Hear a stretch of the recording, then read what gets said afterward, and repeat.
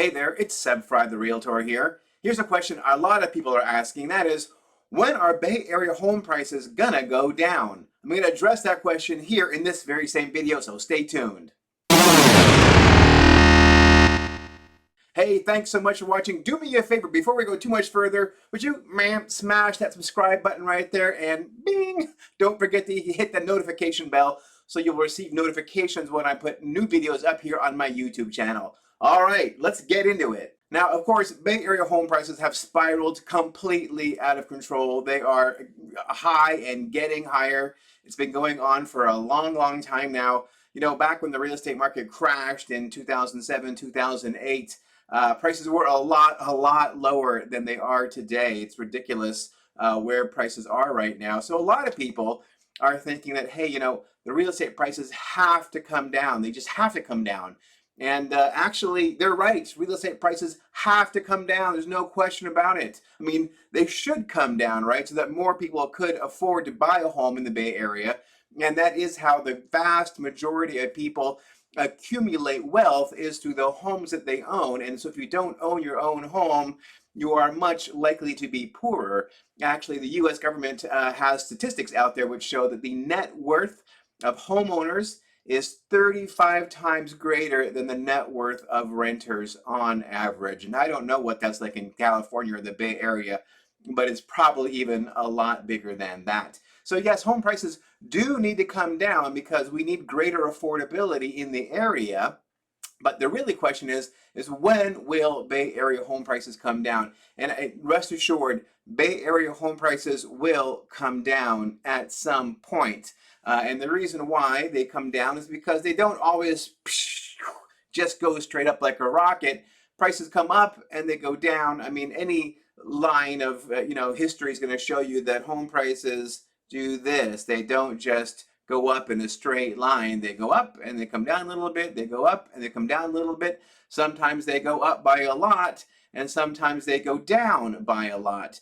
And I think that a lot of people are expecting, given how much home prices have gone up recently, that there's going to be some kind of big correction. We're going to see prices drop again really fast, and that will be the amazing time to buy.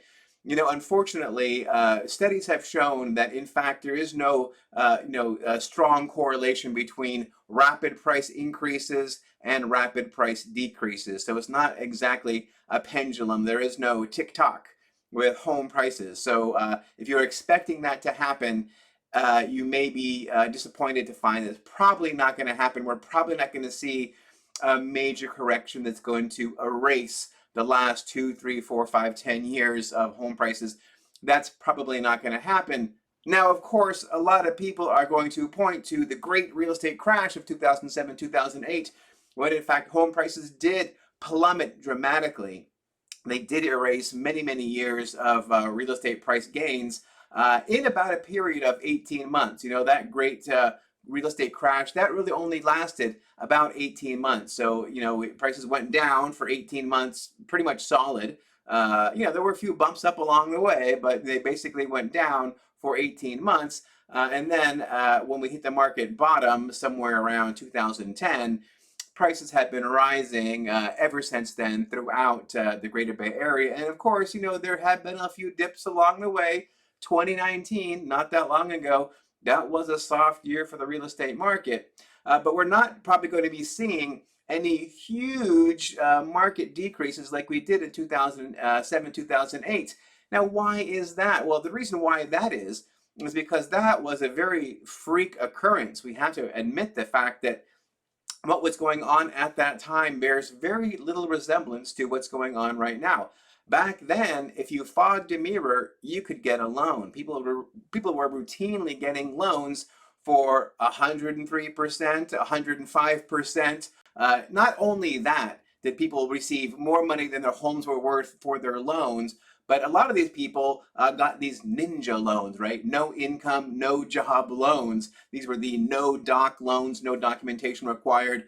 You could buy a home just on your good credit. So if you had a good credit score, they would oftentimes give you these huge, huge loans. And you know what? It's actually not that hard to get a good credit score with no assets and no job. all you really need to do is not have any like deleterious items on your credit report. And in fact, you could have a pretty good credit score with a very thin credit history. So what we found in 2007 and 2008, there were a lot of people who bought homes they just simply could not afford. Well, I remember back then, people were told literally, hey, don't worry about it. If you can't pay for your house, you can sell it in a year or two, and you can make way more money than you paid for it. So it was pure speculation. A lot of people were just buying these homes figuring, hey, you know what, like it's a casino, right? Like back then everyone was treating their home like an ATM machine, right? So you had a lot of people who were not very well qualified. You had a lot of people who were buying homes and they were weak homeowners. They didn't have the financial capacity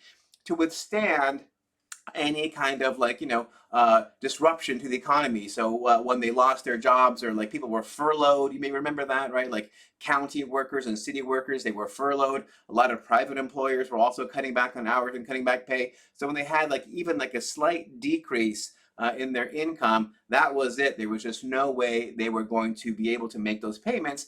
And so we saw that a lot of these homeowners rapidly went into default, and they had no equity in their homes whatsoever. And remember, they had no money into their homes whatsoever. So they could walk away, and the only thing they would lose really is they would, have their credit report severely damaged, but they wouldn't actually be out any money. Now, contrast that with what we have today. What we have today is we have about 25% or maybe even more people buying with all cash, right? That's very, very common. So those people obviously aren't going to get default. They're not going to default on any loans. They don't have any loans. A lot of other people are putting, 25, 30, 40, 50% down. They have a lot of cash they are putting into the real estate market. This is what we call strong ownership. These are people who are fairly well-to-do, and they're not going to get wiped out, not certainly right away, if there is a downturn in the economy, or if home prices suddenly do come down. They will still not be in a position where they need to do a short sale, because they will still have significant equity in their properties if in fact they are put into a position where they need to sell. But this is very interesting to me as a long-time real estate practitioner, because there are so many neighborhoods really where there were virtually no short sales. There were virtually no foreclosures, because these are these neighborhoods which have attracted these strong home buyers over time.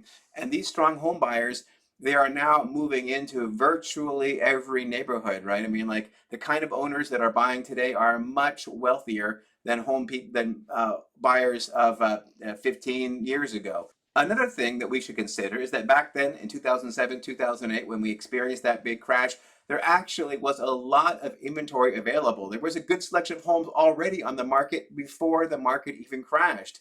Just fast forward to today, what do we have? We have the complete opposite. We have very, very few homes for sale. Now here we are, we're just now into spring, and we are seeing more homes come on the market. So we might have gone from 3 weeks of inventory to perhaps 4 weeks of inventory.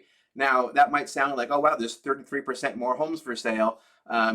Maybe that's true. I would have to go and look that up. But the reality is, historically, we've considered a balanced real estate market to be a 6-month supply of homes. Now, even in California, for the past 10 plus years, a balanced market has been more like a 2.5 or 3 month supply of homes. So we're pretty far away still from a balanced market. And I don't really see things tipping in favor of buyers anytime soon. And we really are going to need to have something resembling a buyer's market before we are going to see a decrease in Bay Area home prices.